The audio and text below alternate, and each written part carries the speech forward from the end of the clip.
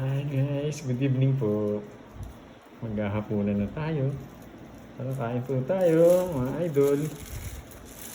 Yan po yung aming pagsasalu-saluhan ng aking pamilya guys. At siyempre, si Ate Uts, ang aking may bahay. Hello, Ate Uts. Kain na po tayo. Ayan. Siyempre, meron tayo dito yung halo-halo, guys. Favorite ni Kuya Lars yan eh. Ayan. May maibigyan niya itong guys, yung aming hapunan. Tara po, tayo'y maghapunan na. Thanks for watching. Love you, Ate Oats. Okay, meron kang halo-halo.